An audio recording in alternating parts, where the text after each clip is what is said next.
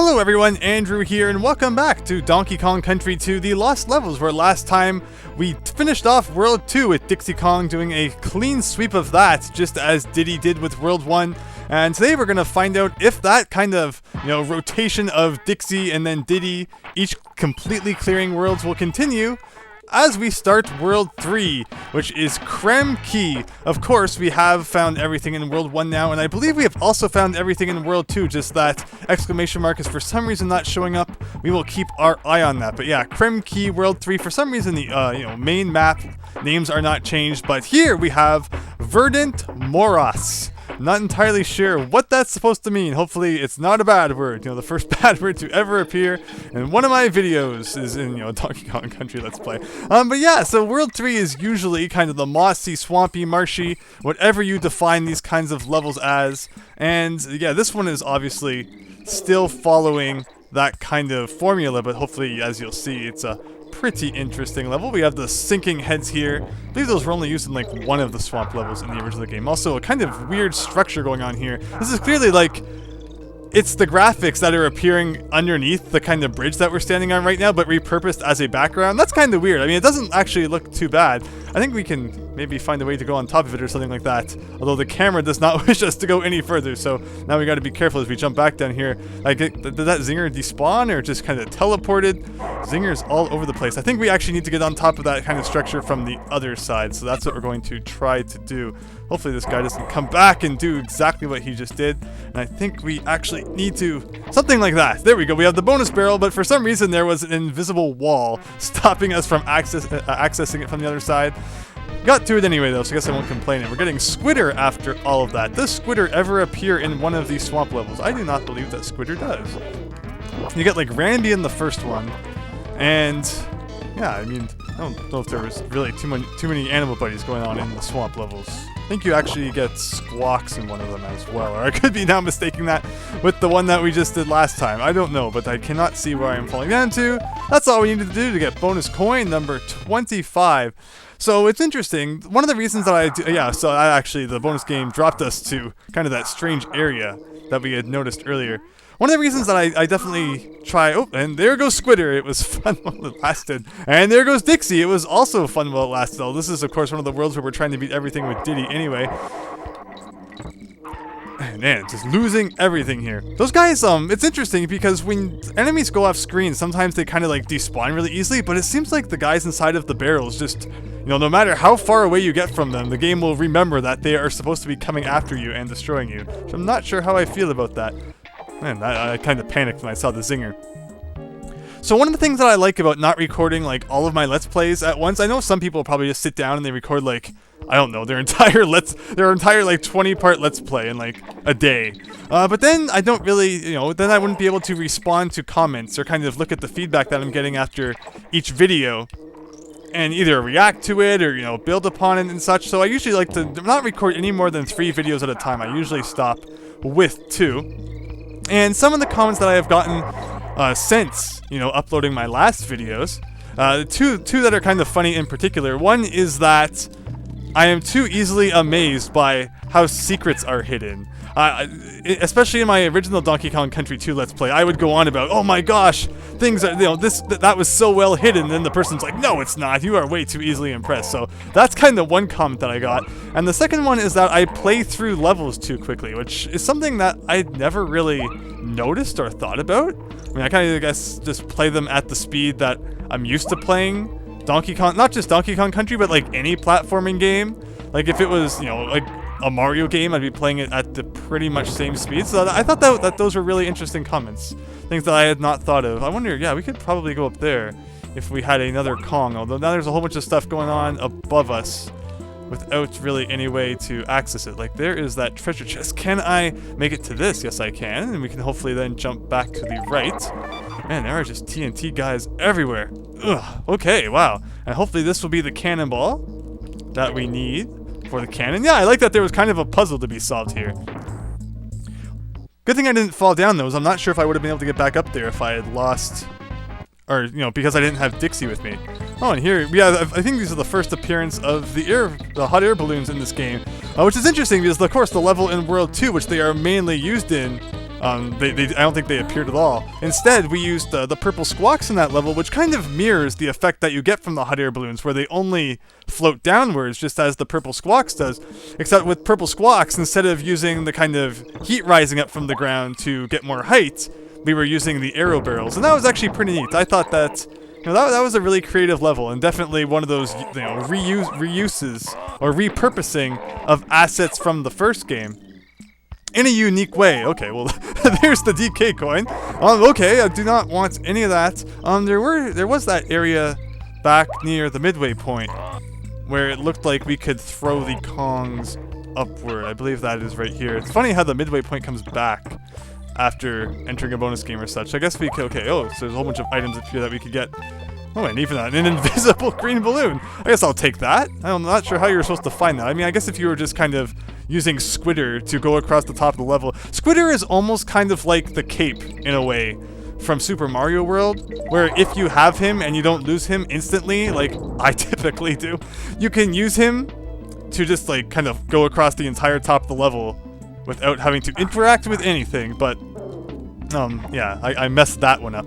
But we have these guys. What is even going on there? I feel like that really needs to be timed well.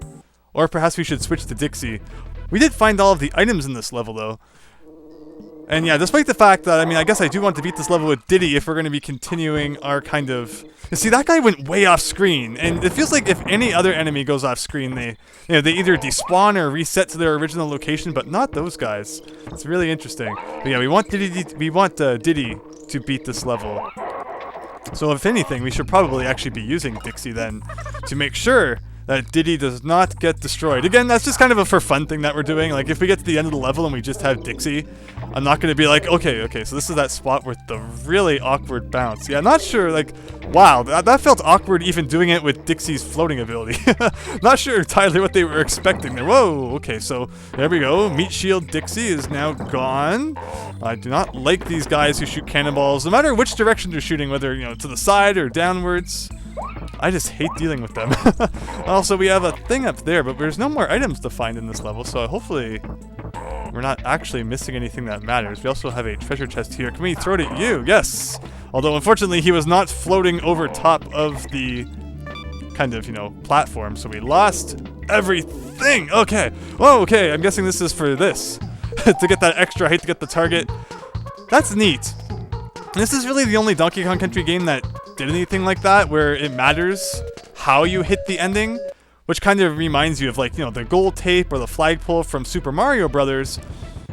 It's kind of neat, trying to see, okay, can I hit the target in the way that I get the prize rather than just hitting it normally? I don't know. This is just a nice touch that Donkey Kong Country 2 has that the other games don't, I suppose. I guess Donkey Kong Country Returns technically did kind of something at the end of the level, but it wasn't really determinant on how you hit it, just when you hit it. And regardless, though, we have Sunken Ship, which implies that it's, it's very just kind of looking at what it looks like on the overworld and, using it as a name, which I can't complain, nothing wrong with doing that. This is, of course, there's puffer fish in the original level, in the original game. Also, was that something up there? Yes. I think we need to get up there at some point, perhaps, but I don't think we can get there just yet.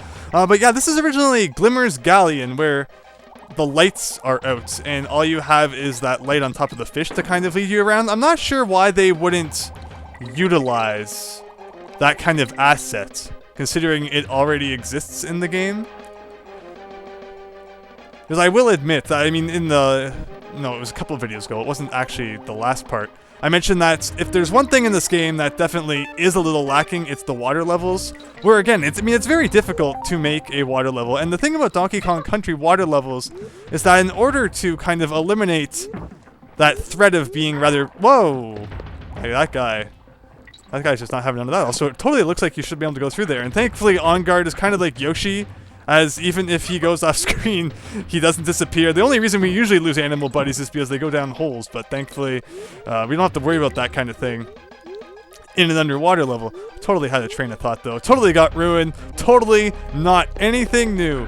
Oh, yeah, but in of course, in the official Donkey Kong Country games, in order to kind of eliminate that threat of underwater levels getting stale, they usually try to introduce, oh, there's the DK coin, a new gimmick in each one, where if you look at the original Donkey Kong Country game, I mean, you have the first one, which kind of just sets the basis, and then you have the next one with the clams, the next one with those spinning guys in the kind of icy area, and then the last one you have the spinning grinders in the toxic pond.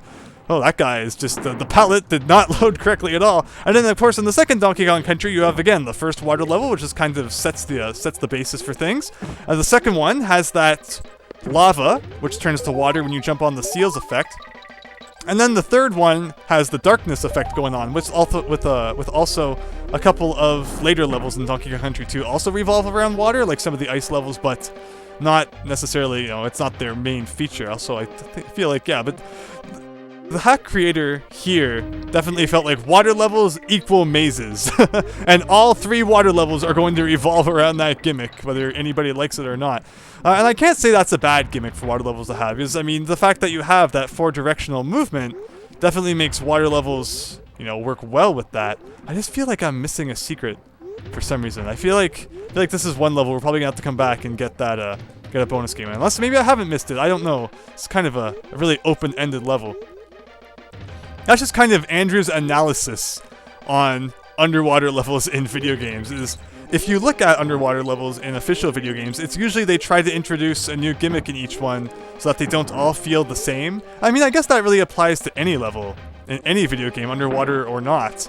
I mean, they should all introduce something new so that they don't just all feel the same. But particularly underwater levels, I think that's the thing that happens. And I'm not sure why the creator of this hack didn't utilize those things that were already in here, like the water that turns, or the lava that turns to water, or the dark gimmick, considering that they are there to be used. I mean, I would assume. Unless there's just something difficult about repurposing them in your own way. Like, I could see maybe the lava one maybe being difficult to work with. But not sure why the darkness one would have been such an issue. I mean, again, you could have just taken this level and added the darkness to it, but that actually might have been kind of out of hand considering how mazy it seems. Yeah, I'm pretty sure we missed a bonus game, but interestingly, when we go into this arrow barrel, it will actually lead us to a bonus game as well. The scary part is that if we lose it, we then have to replay the whole level up to this point to play it again. But I mean, that's not really something too big of a deal. The level wasn't that hard. Also, I remember the first time I played this, I was really scared about touching the thorns, but they actually don't do anything. It's totally for the fear factor, which is so funny because, I mean, it's like, okay, careful, but nah, you can just run into them all day and it actually does absolutely nothing. We just got to avoid the zingers though, which I don't think that on guard plus zingers is a thing that ever actually appears in the original game. Also, there's the G in a bonus game. And, wow, I totally lost that one. I'm trying to think of another time when Kong letters appear inside of a bonus game. Whether, I mean, in the first game, I think it happens quite a bit. Because, I mean, that was one of the best rewards to kind of give out inside of a bonus game, considering there was no bonus coins. But in Donkey Kong Country 2 and 3, I can't think really of too many spots where that happens.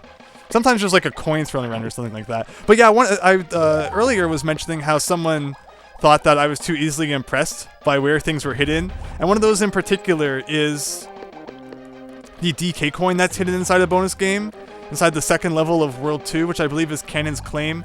And they're like, no, I mean, there's no reason to be surprised by that. And I don't know. I thought it was kind of a pretty sneaky thing for them to do. And darn it, I thought I had a blue balloon coming, but instead I had an invisible barrel in my face.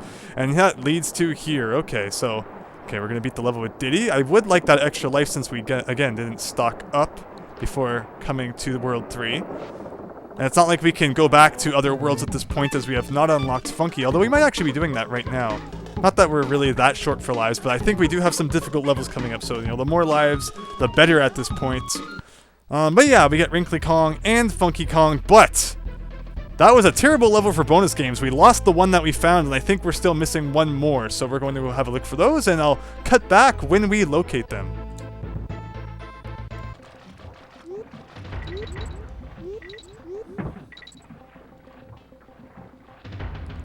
Oh!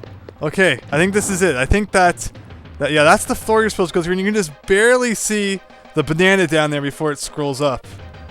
Although the camera doesn't seem to be following us very correctly. Oh, okay. Yeah, I mean, getting the camera to do exactly what you want it to do must be kind of difficult. Again, that's not something that you really need to worry about in, like, a Mario World ROM hack. the camera doesn't have specific kind of movements depending on where you are on the screen. It's always just, it's either free moving, or it only moves when you're running or flying or climbing, or, you know, it just doesn't move at all. But Donkey Kong Country, as we've seen, it's actually kind of complicated where, you know, if you're in this section, the camera will scroll this way, or if you're over here, the camera will only scroll to this extent. But yeah, that was actually a pretty obscure secret. I was going to say, I mean, if it's just like you have to go through an arbitrary wall, that's kind of silly, as I was actually mentioning that in an earlier part too, how that's kind of a silly way to hide secrets, but you could kind of see that banana down there. I'm wondering if in editing, I'm going to go back and, you know, say, should have totally noticed that the first time. I keep missing the K though. Where on earth is that K? No idea. Maybe you have to go through a wall for that one. I know that in the original game, in order to get the DK coin, you have to go through a wall like right at the beginning of the level.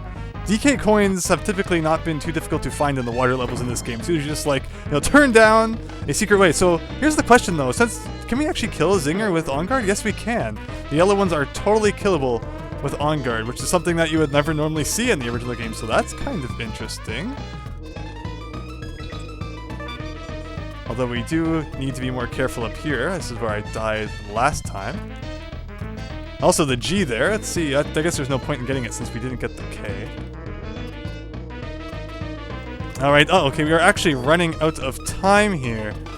Where is the coin? Uh-oh, uh-oh, uh-oh, uh-oh. No!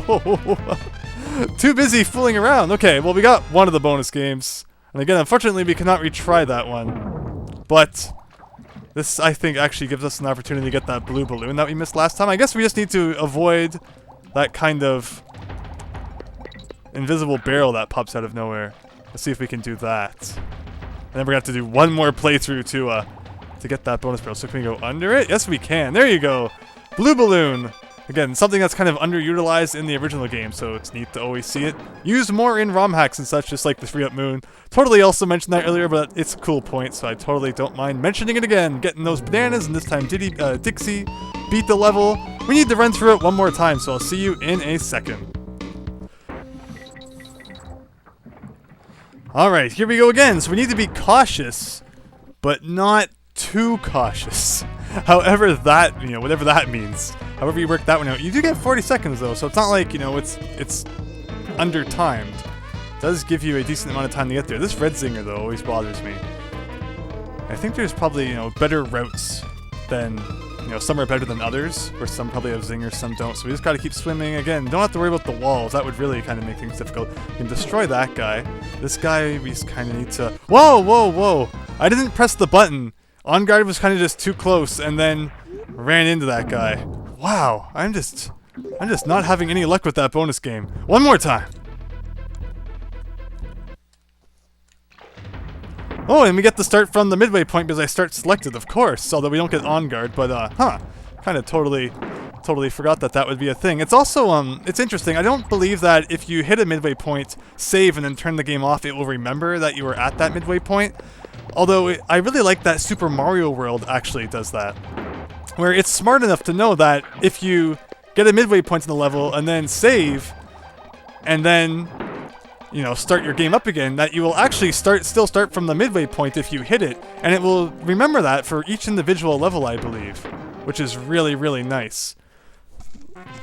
That's especially true when it comes to ROM hacks. I've played some ROM hacks with, you know, some really long levels, and just getting to the midway point, you know, you feel like you want to take a break, and I do not ever use save states when playing ROM hacks, because that would just defeat the purpose. If I wouldn't use save states when playing the original game, why would I use a save state in a ROM hack? This kind of defeats the purpose.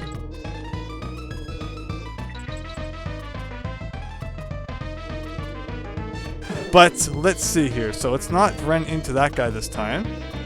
And of course, you know, this will remain a save state free Let's Play. I believe that this is farther than we've ever gotten. Not sure why there's bananas in strange locations. You know, like, I don't believe there's any way to kind of get those bananas that go through the vines there. Just very odd. So let's see, can we make it through here one more time? I don't believe that there's like any more secrets to find here. I think that there's only 2 bonus games in this level. So with that said, we're probably at 100% completion now, but I mean, we're here, so we might as well get that final. Are you not going to chase me? Thank you. Might as well get that, you know, one last blue balloon for good measure. That way we're not going to have to, you know. Oh, I always forget about it. I fell for it twice. That's okay. We'll get a red one here instead. So with that said, I've been playing for almost half an hour. Just kind of, you know, because I guess of, you know, having to replay the level and also silly stuff like that. I do know that the levels coming up in this world, though, there's kind of some funky things. So I think I want to stop after this level. I apologize for only playing 2 levels today. I'm definitely going to try and make it 3 next time.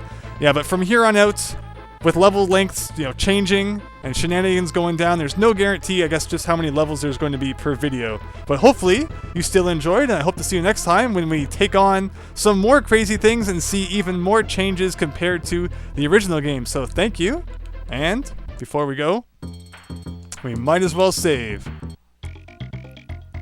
And see you later.